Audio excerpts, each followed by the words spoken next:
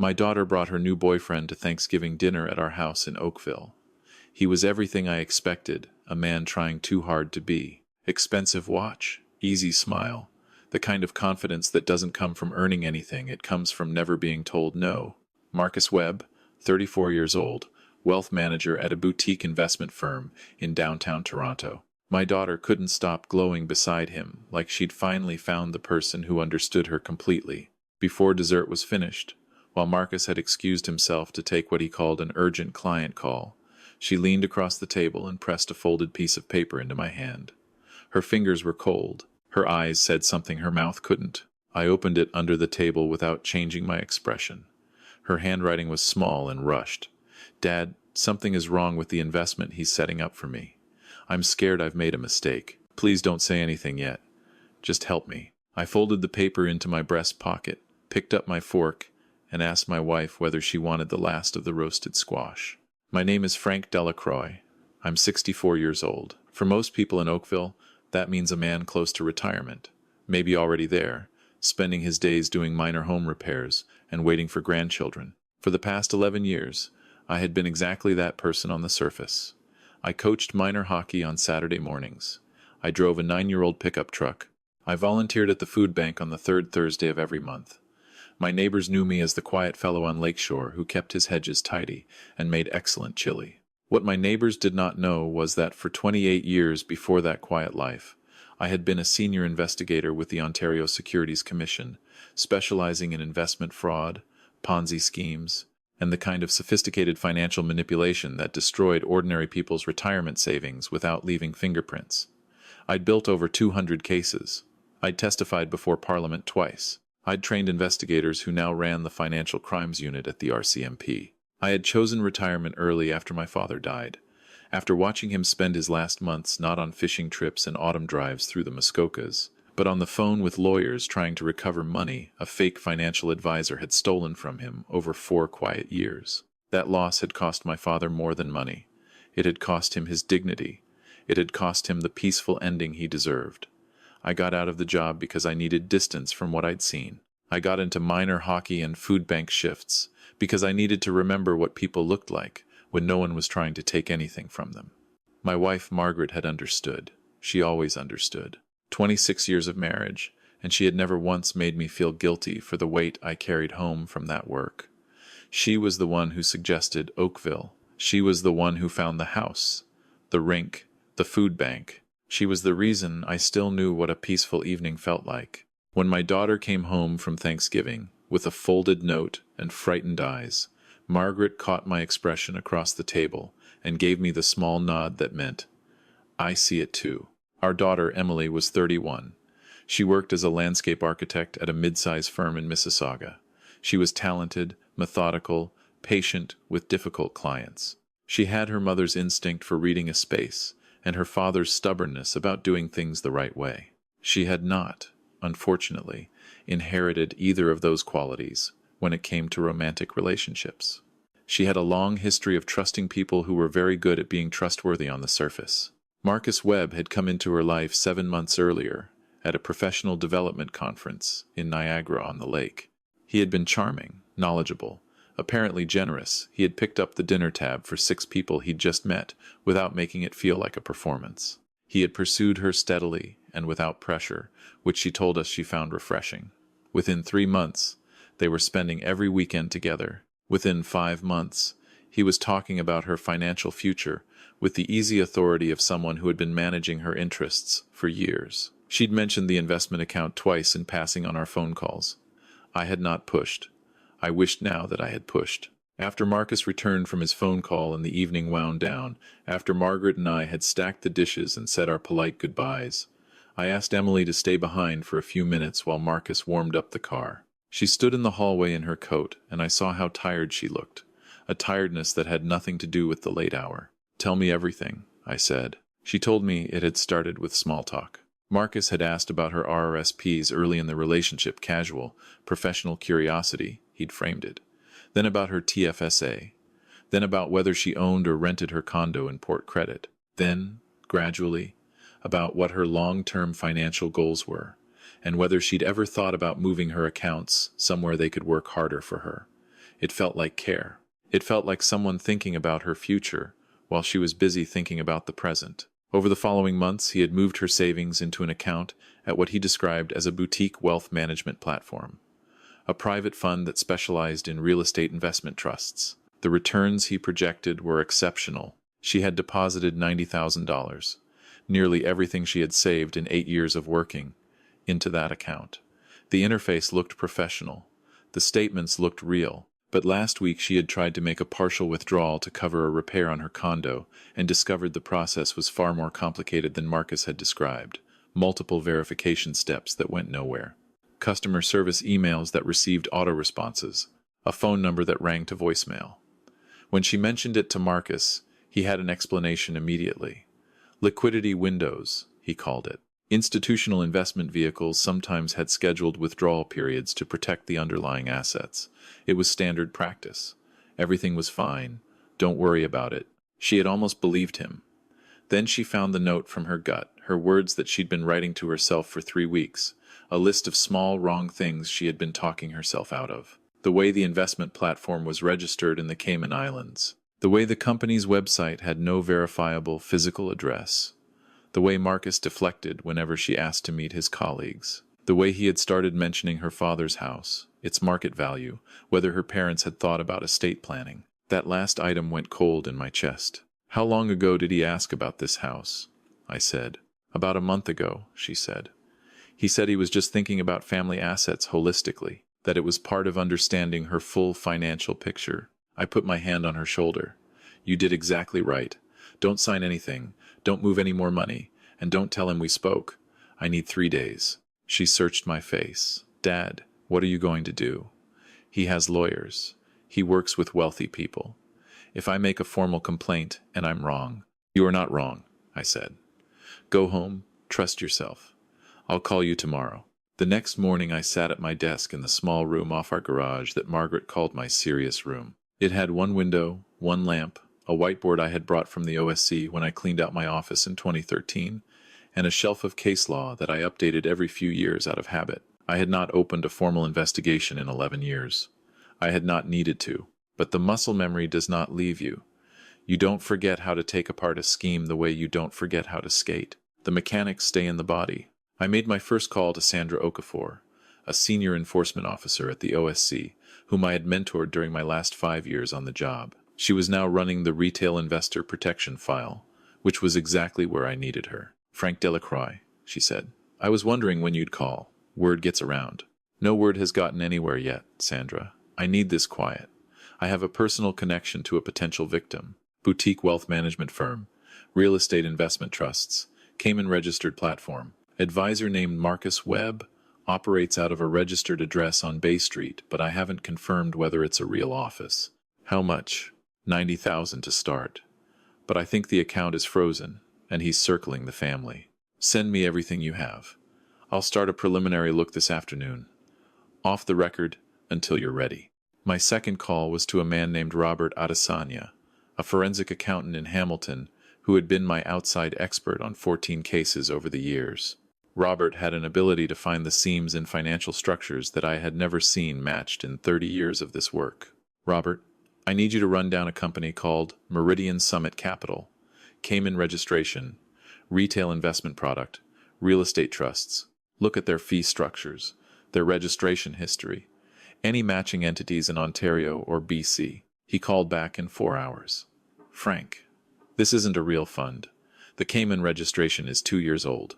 The underlying trust vehicles are nominees' names with no verifiable history in any property registry. The returns they project are mathematically impossible for the assets they claim to hold. And there are 3 other platforms with nearly identical structures registered within the same 8-month window, all different names, all traceable to the same registered agent in Grand Cayman. How many victims do you think? He paused. Based on the platform's stated assets under management and average deposit size, probably 40 to 60 accounts. If those accounts average $50,000 each, and some will be much higher, you're looking at somewhere between $2 and $4 million. My third call was to a woman named Vivienne Marchetti, a journalist at the Globe and Mail, who covered financial crime and had broken 3 major fraud stories, using background from my office during the years I was still active. I owed her a conversation I'd been delaying since 2019. She answered on the first ring. "Frank, is this finally the favor you've been owing me?" "It is," I said, "but I need another week before you start writing anything." Emily followed my instructions precisely. She told Marcus the withdrawal issue had resolved itself, that she'd just been confused about the process.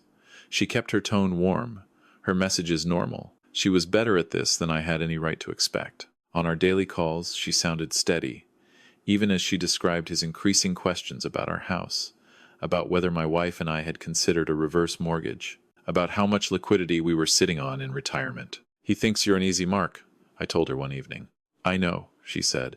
"It's the strangest feeling, watching someone try to manage your perception of them while knowing what they're really doing." "That's exactly what they count on," I said. "The dissonance between what you know and what they're performing. Most people resolve that dissonance in favor of the person in front of them because it's more comfortable than accepting that someone you trusted is running a script."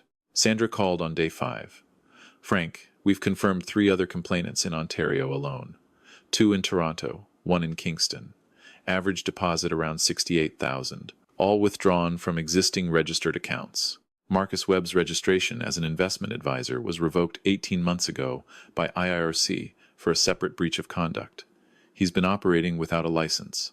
There's also a parallel investigation in British Columbia, a man using the same platform structure under a different name. We think they're connected. This is bigger than your daughter. How do you want to proceed?" "We need a controlled interaction, something on record that establishes his intent." "Is your daughter willing?" Emily was not happy when I explained what I needed. She sat at our kitchen table with her hands wrapped around a mug of tea and looked at the wall for a long time before she answered. "He'll know," she said finally. "He reads people very well." "He reads the version of people he expects to see," I said. "He does not expect the version of you that exists." "What does that mean?" "It means he has decided who you are. He has built his entire approach on that assumption. The moment he believes the performance is real, he stops watching for the seams." She met my eyes.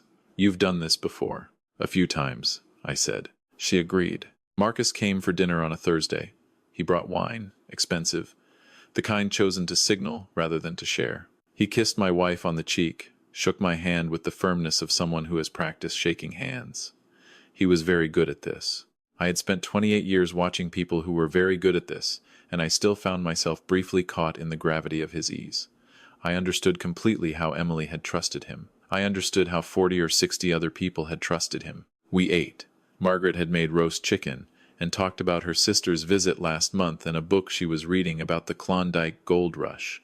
She was remarkable, my wife, calm and warm and completely opaque when she needed to be. Marcus was charming through all of it, deferring to me, asking thoughtful questions, performing respect for the older generation with the precision of someone who had calculated exactly what that performance required.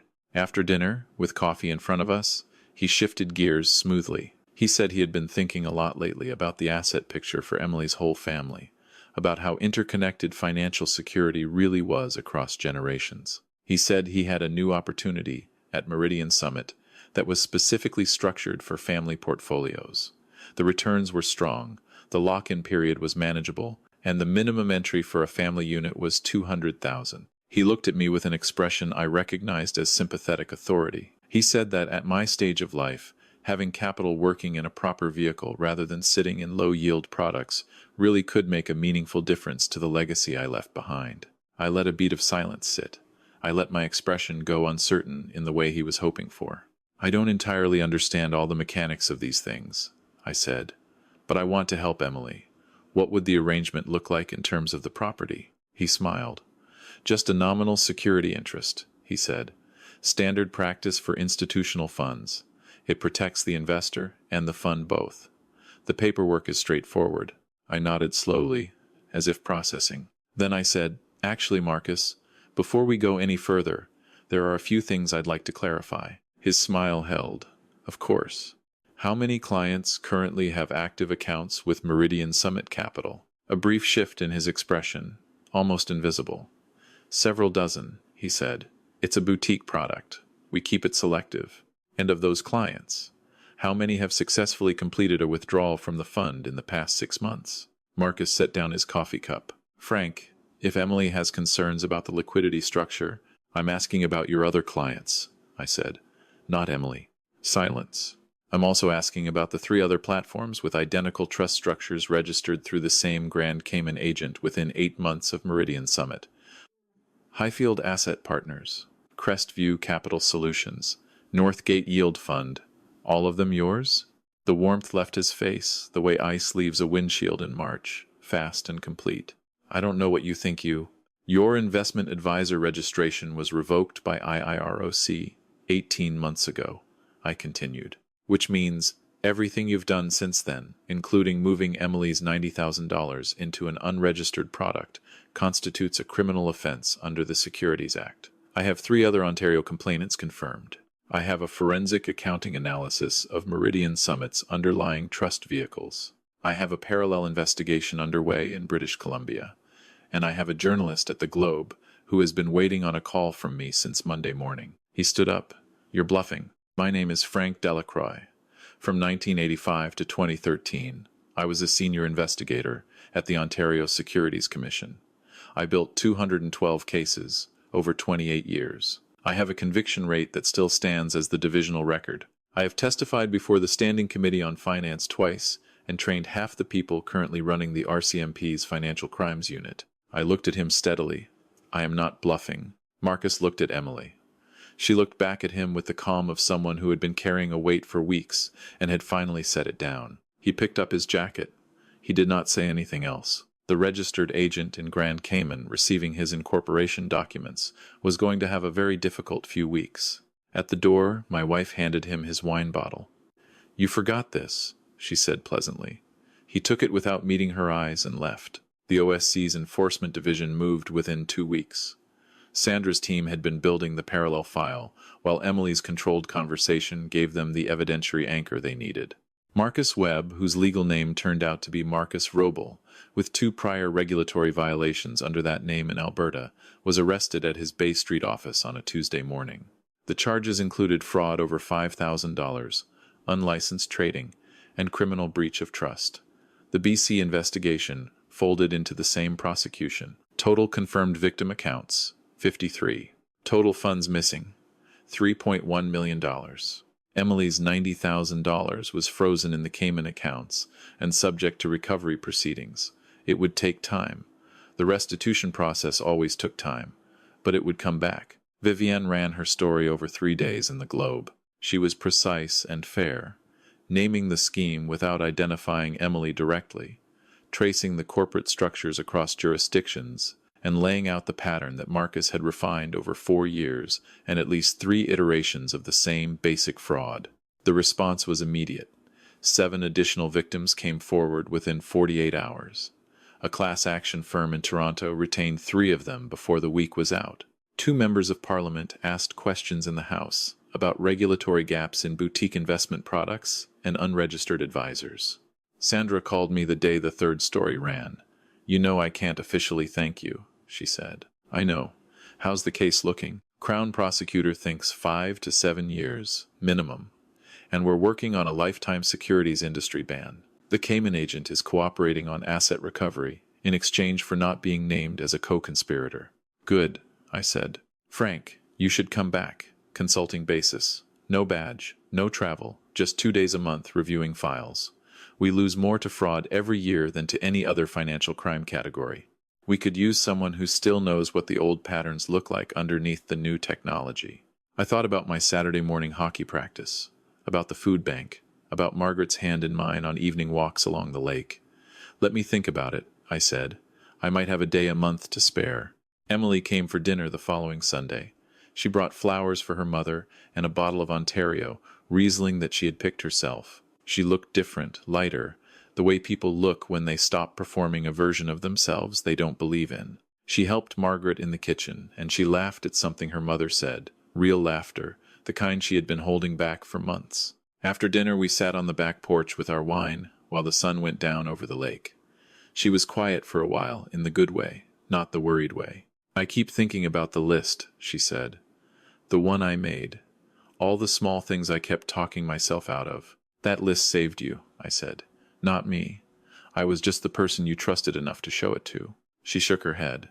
You knew immediately what it was. I knew because I'd seen the shape of it before. 30 years ago, 15 years ago, 2 years ago in a different city with a different name. The structure doesn't change. Only the surface does.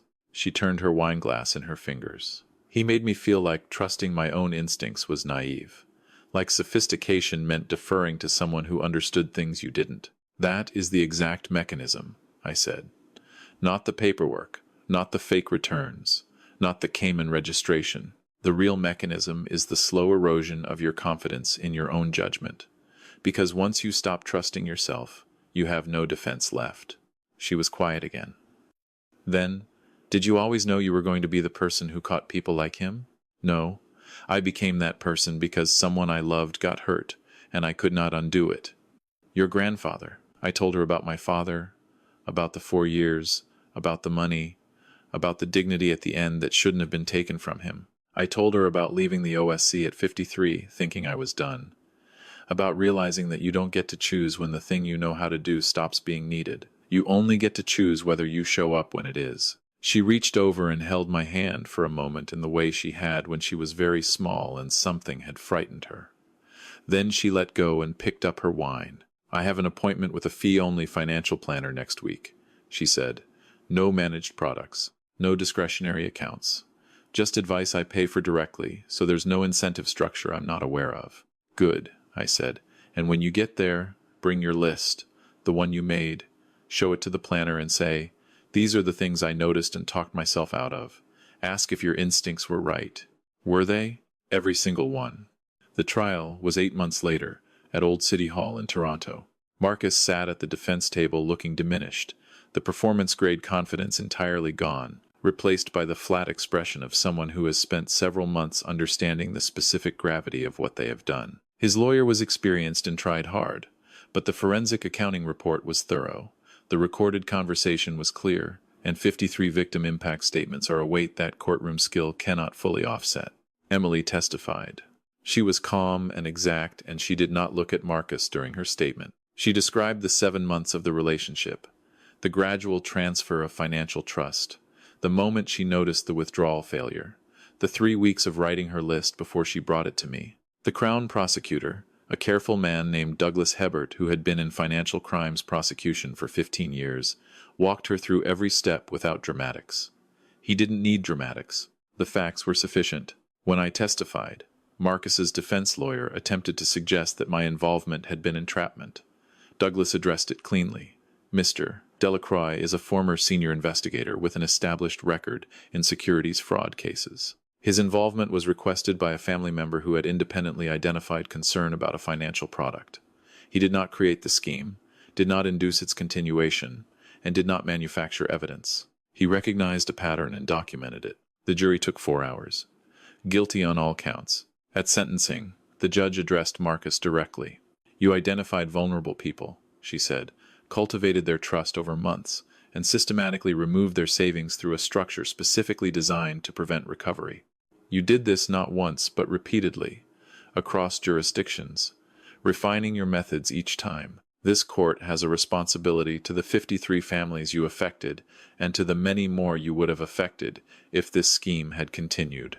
The sentence is 6 years in federal custody, full restitution to all confirmed victims, and a lifetime ban from participation in any investment advisory or financial services capacity in Canada. Marcus did not react.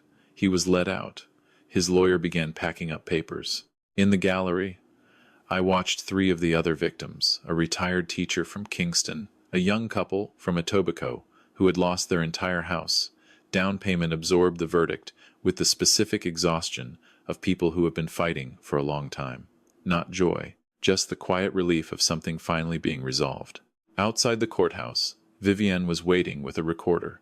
She asked if I had a comment for the record. I said, Marcus Webb counted on the assumption that age meant complacency, that retirement meant irrelevance, and that a father who seemed ordinary would behave like one. He was wrong on all 3 counts. I hope that is instructive for anyone running similar operations. She smiled and turned off the recorder. Off the record, Frank, are you coming back? 1 day a month, I said. Maybe 2. Recovery for the victims moved slowly, as it always does. but the Cayman assets were substantively liquid, and the Crown was aggressive on restitution. By the following spring, 31 of the 53 victims had received full or partial recovery of their funds. Emily's $90,000 came back in 2 tranches over 6 months. She did not celebrate, exactly, but she made a donation, her words, not mine, of $5,000, to a legal aid organization in Toronto that helped seniors navigate investment fraud complaints that the system was too slow to address on its own. Margaret and I drove up to Muskoka for a long weekend in June. We rented a cottage on a lake north of Gravenhurst that we had been talking about renting for 12 years without actually doing it. We canoed in the mornings. We read in the afternoons. On the second evening, sitting on the dock watching the light come off the water, Margaret said, "Your father would have liked this." "Yes," I said. "He would have." She leaned against my shoulder the way she always had, and we sat there for a long time without talking, which is the best kind of talking there is. Emily called on the last morning of the weekend. Her voice had the specific quality of good news being held carefully. "Dad," she said. The financial planner looked at my list. She said every single concern I had flagged was legitimate. She said she'd seen the same pattern twice before in client files, and both times the people had not listened to their instincts and had lost money. She said she was going to start asking new clients to make a list like mine as part of the intake process. I didn't say anything for a moment. "Good," I said finally. "That's a very good outcome." She paused. "I've been thinking about what you said, about not being able to choose when the thing you know becomes needed again. I think I understand it now. I hope you never need to understand it too personally." "I hope so too. But if I do," she said, "I know what to do with the list." "What's that?" "Trust it." 3 months after the trial, I accepted Sandra's offer. 1 day a month, reviewing preliminary fraud files at the OSC. No badge, no travel, no formal designation, just pattern recognition. Just the accumulated weight of 28 years, knowing what the shape of a scheme looks like before the paperwork catches up. I sat in a small review room with a window overlooking Bay Street and worked through 4 files in a morning. 3 were civil matters, regulatory breaches without criminal exposure. 1 was not. I flagged it. Sandra read my notes that afternoon. "You haven't lost it," she said on the phone that evening. "I never lost it," I said. "I just stopped using it for a while. There is a particular kind of fraud that is not built on complexity. It is built on patience, on the cultivation of trust over months and years, on the deliberate erosion of a person's confidence in their own judgment, on the assumption that ordinary people, good people, people busy with the genuine demands of their lives, will not look too carefully at the mechanism behind a warm smile and a confident recommendation. That assumption is not wrong often enough. More people lose money to financial fraud in Canada every year than to every other property crime category combined. Most of them are not careless. Most of them are not naive. Most of them are simply people who trusted someone who had learned to seem worthy of trust. The best protection against that is not sophistication. It is not financial literacy, though that helps. It is not professional expertise, though that also helps. The best protection is the habit of writing down the small wrong things, the things that don't fit, the things you explain away in the moment because the explanation offered is plausible and the relationship feels real. The list. Not because every list will reveal a fraud, but because the act of writing it down forces you to take your own perception seriously. And the moment you take your own perception seriously, you become the hardest kind of person to manipulate. My daughter knew something was wrong before she had any evidence. She knew it in the way people know things when they are paying attention with something other than their conscious mind. She was afraid to trust that knowledge because she had been carefully taught, over 7 months, to defer to someone who presented himself as more capable of understanding her situation than she was. She wrote the list anyway. She brought it to me. That is not a small thing. That is the entire thing. If you've been following this story and something in it feels familiar, a financial product that's hard to examine closely, a withdrawal process that doesn't work the way you were told, a relationship where your questions are always answered but never quite resolved, write it down. Every item. Don't decide whether it's important yet. Just write it down. Take your own perceptions seriously. And if the list gets long enough that it frightens you, find someone you trust and show them what you wrote. That is what my daughter did. And that is why we are sitting on a dock in Muskoka on a June evening watching the light come off the water, instead of spending those same hours trying to recover what we should never have lost. If you found this story valuable, please subscribe to Quiet Vengeance and leave a comment below. Have you or someone you know ever noticed the signs of investment fraud before it was too late? What helped you trust your instincts? Your story might be exactly what someone else needs to hear.